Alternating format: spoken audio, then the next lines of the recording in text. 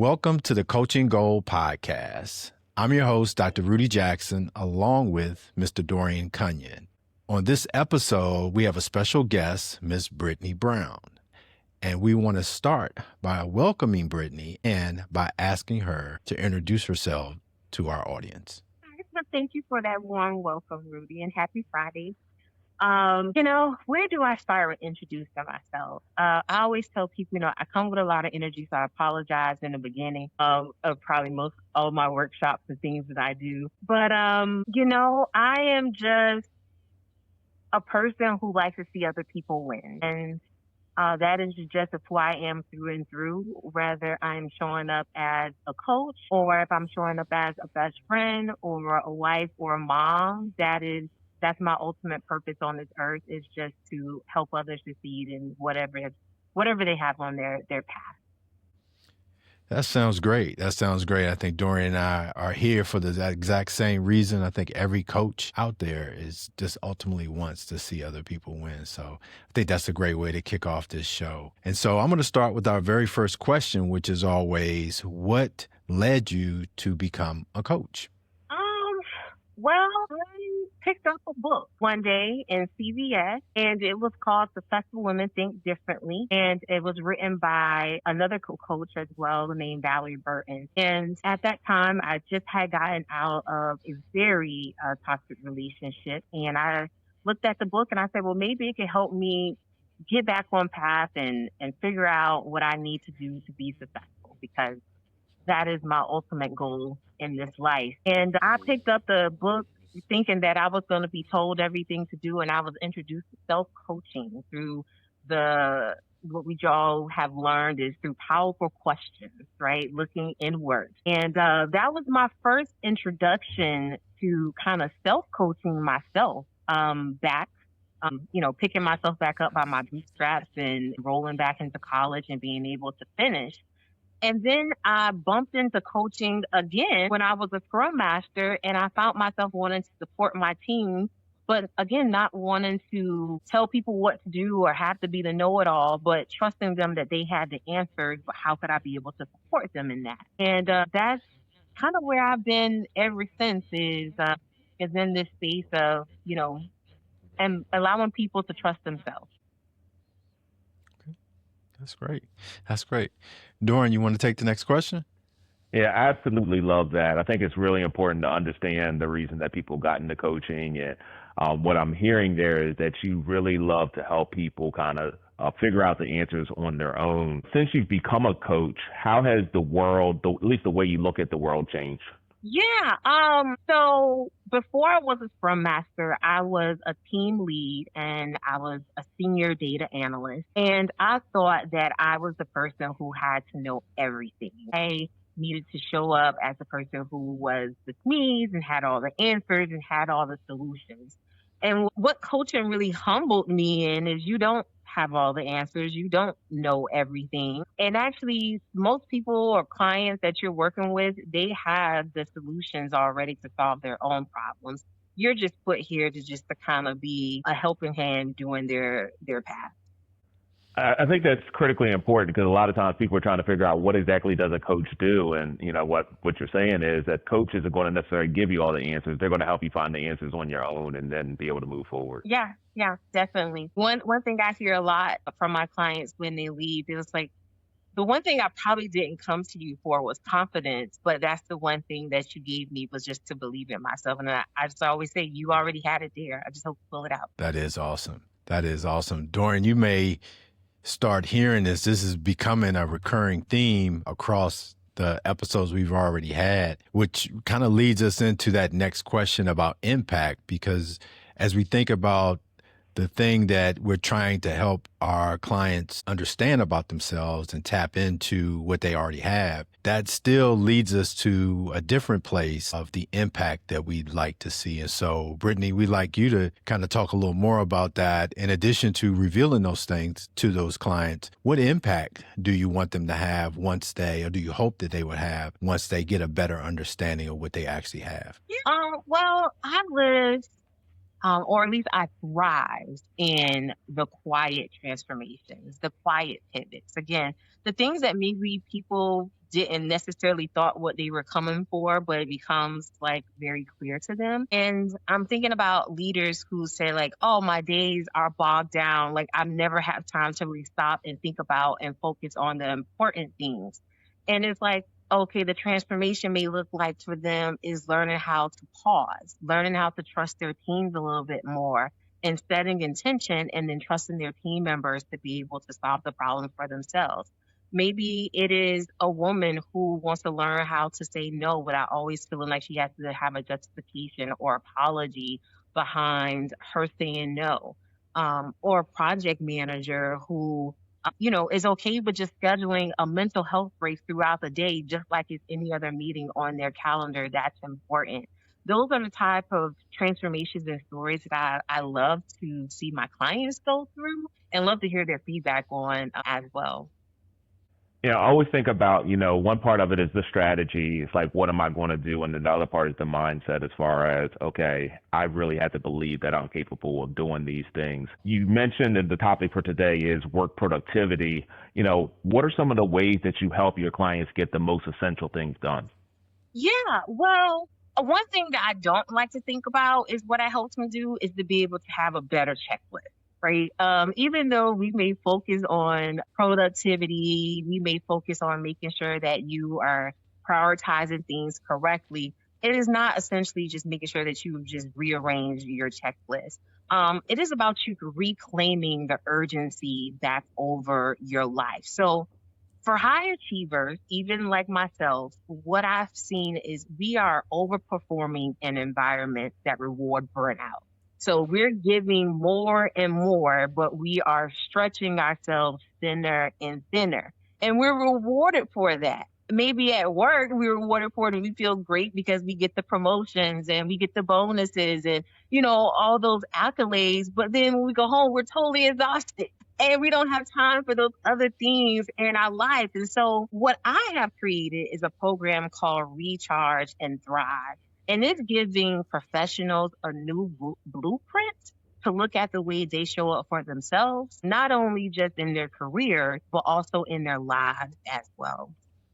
Well, Brittany, that sounds great. I think a lot of our listeners will resonate with that. And as they begin to think about how those things apply to them, maybe you can give them even another nudge around what's the one thing they could do this week or next week to move them in that direction. Yeah.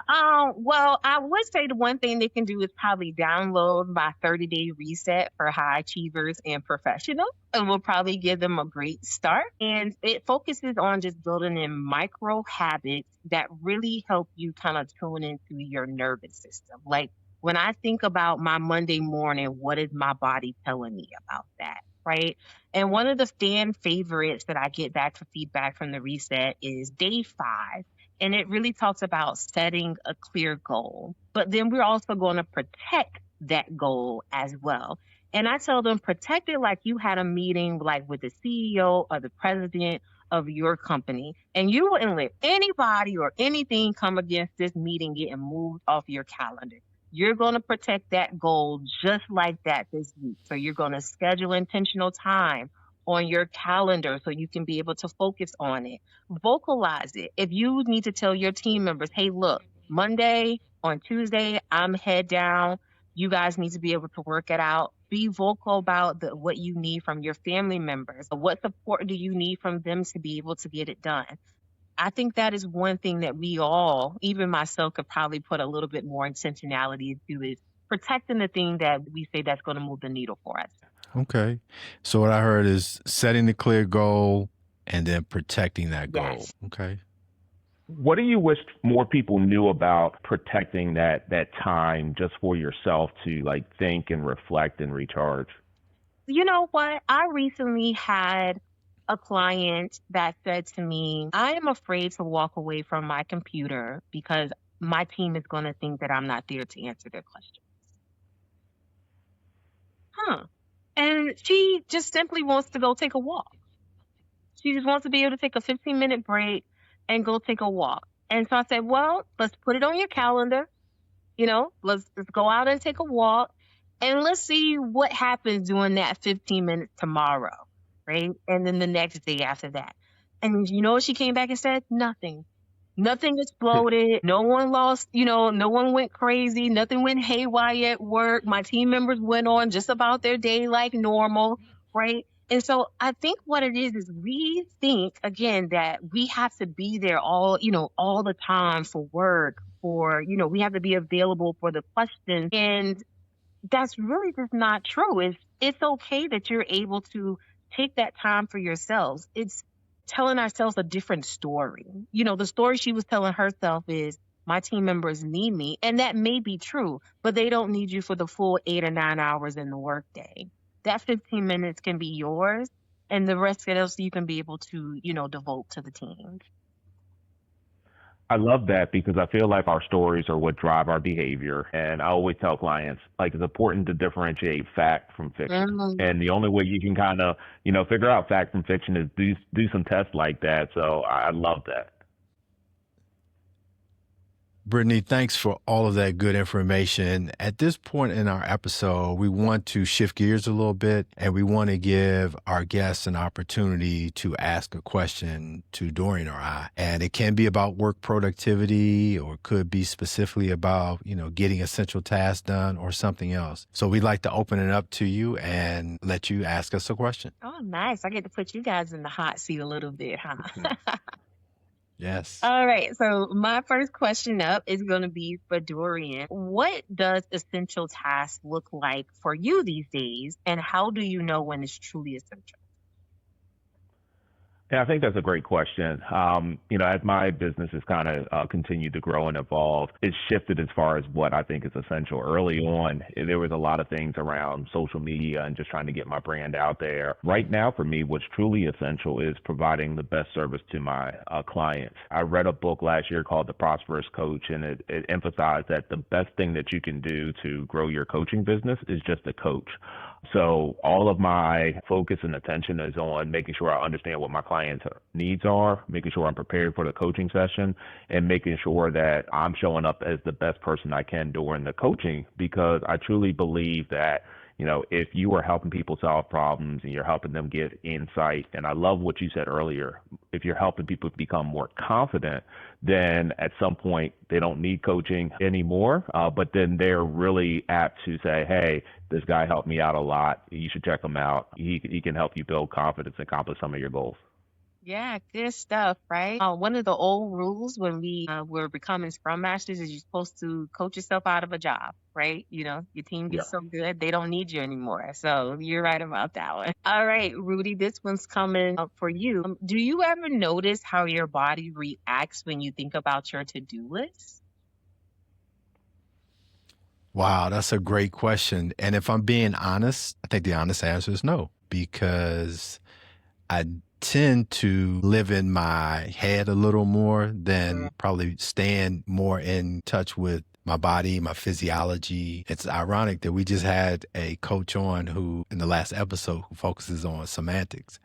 So that connection. And so I know that I don't, and I think I know most that I don't when a crisis occur, because your body won't allow you not to pay attention. And so I have to do better in times that aren't crisis or aren't obvious challenges, and especially as I'm asking my team to do more of that. And so I really have a lot of work to do in that area. And if I can do some of that work at work, then hopefully I can bring some of that growth kind of at home to my teenage daughters and to my wife and my friends and family. But if I'm being honest, the answer is no. Okay.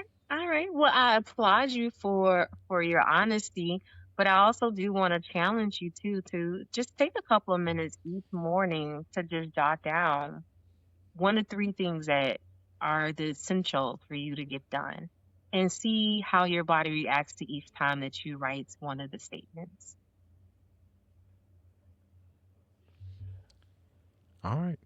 That's a nice challenge. So how about you hold me accountable to that, and I will do that for a week, and I'll send you a little text and say, hey, I wrote down the 3 today, and I give you a little blurb on each one, and we'll see how things look by the end of next week. I appreciate that. Yeah, I love really tangible, doable things. So yeah, I can do that. All right. I'm excited to hear Great. how that goes for you.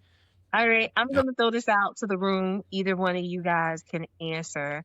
Have you found a ritual that kind of helps you get the right things done without burning out?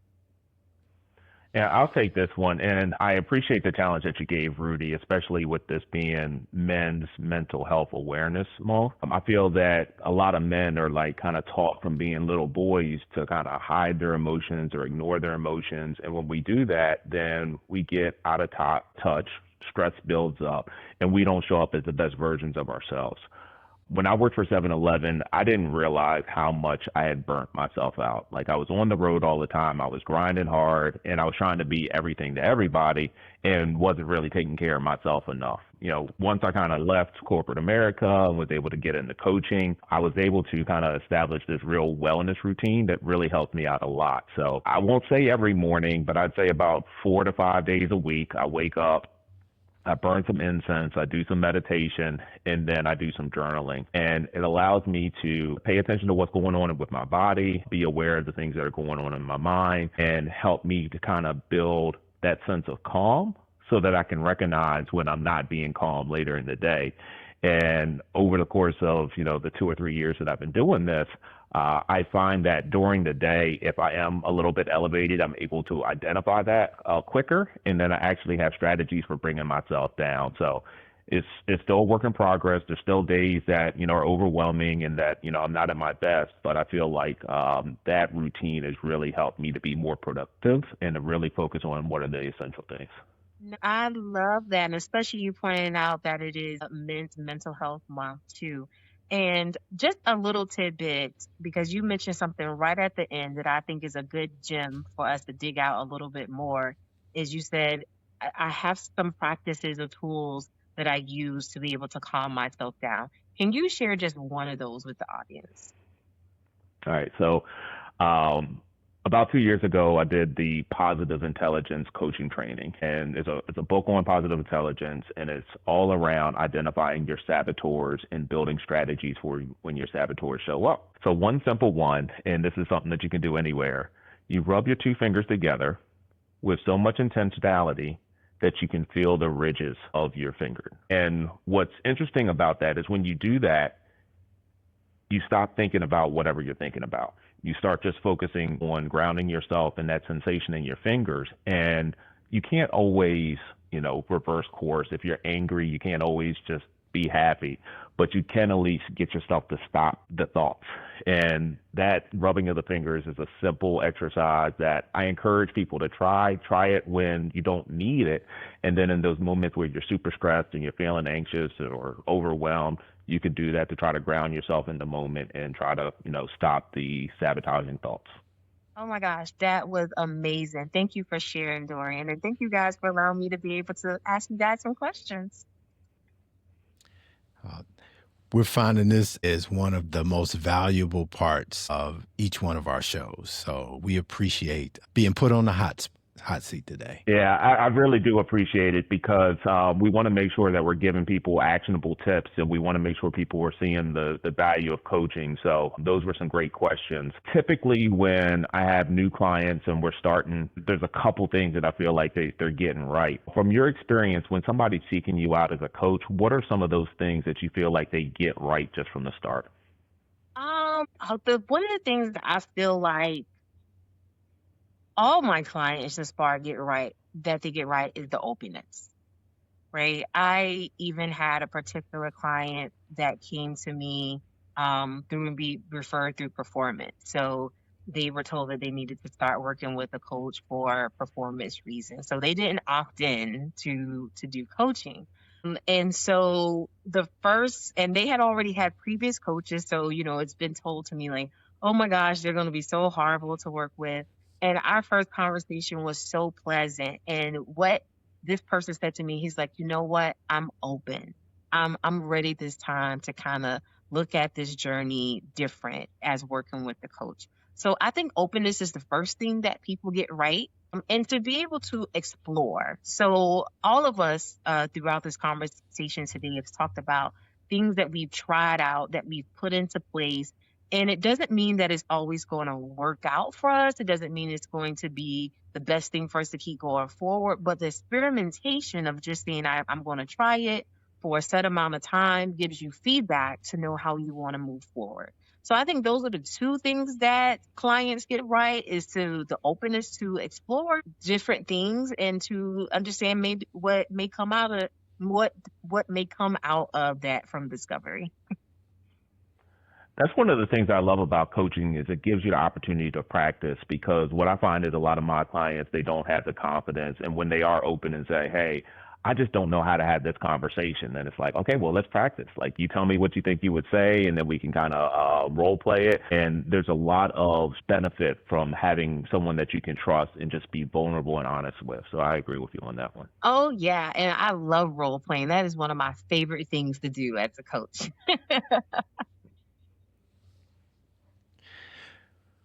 Well, Brittany, I think Dorian and I could probably go for another 30 or 40 minutes with this episode because, as Dorian mentioned, not only are folks seeing kind of practical things that they could do, but I think our audience is just getting a better look at what a coach actually does, because I think there's still some uncertainty about, what does that relate? Is it therapy? Is it, what is it? And so I really feel like when clients or prospective clients have the interest and still have these questions, just having an opportunity to see a person who is a coach. Because again, they're not going to turn on the TV and see a coach. And so this is just really, really valuable to our audience. And I know personally, I'm getting a lot out of it. So even though we have to close the show, we have one last question. And that question is, what kind of value do you add to your clients?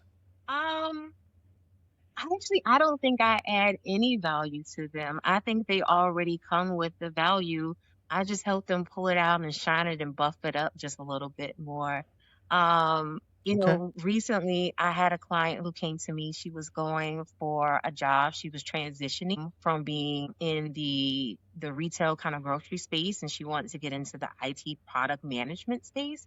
And when I looked at her resume, I was like, what do you need me for? You're already amazing. You have everything here. But then we got into interview prep.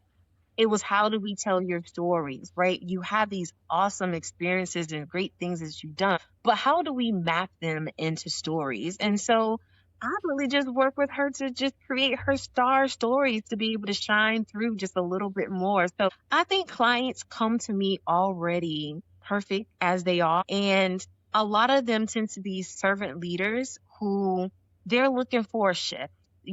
Us as servant leaders, we pour so much into others. We give them their time. We give them our space. We give them our care. But then they're also kind of like on that cusp of losing themselves or burning out, or they're starting to feel that something's just not in alignment in life. And so it's really just giving them that space to be able to just pour it back into themselves, and again, just be the shining stars that they are. That's great. Well, Dorian, do you have any final comments for this episode? I'll just put in a plug. I've known Brittany for about a year. We first met each other. She had a booth set up and she was telling people about her coaching. And over the last year, I've really seen her heart, and she really cares about supporting people and helping them achieve their goals. So if you are a mid-level professional and you're feeling like you have so much more potential, but you're just having a hard time figuring out how to grow your career, or you're just trying to get some more clarity about what you want to do, I would say reach out to Brittany. She'll be able to help guide you on that journey. Yes, and you can be able to find me on LinkedIn. Well, there's so many Brittany Browns out there, but if you type in Brittany J. Brown, you will actually find me on LinkedIn. And if you want to find more about my services, you can look it up at boldambassador.com. Great.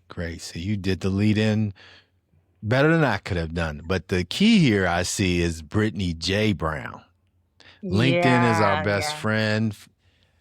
Dorian and I are both on LinkedIn. You can find Mr. Dorian Cunion on LinkedIn. You can find me, Rudy Jackson, on LinkedIn. And we will be sharing this episode. It will launch on Monday on Spotify, and it'll also be on our YouTube channel. So please not only like and follow, but please share this show with other friends so they can get the value from this episode. So I think with that, we're going to end the show and just give our deepest thank you to Brittany for all she's done today on this show, but also for all those that she serves and supports in her community. So Brittany, thank you so much for being with us today. Yes, and thank you guys for having me. All right. Have a wonderful day, and we will see you soon on the Coaching Gold podcast. Thanks.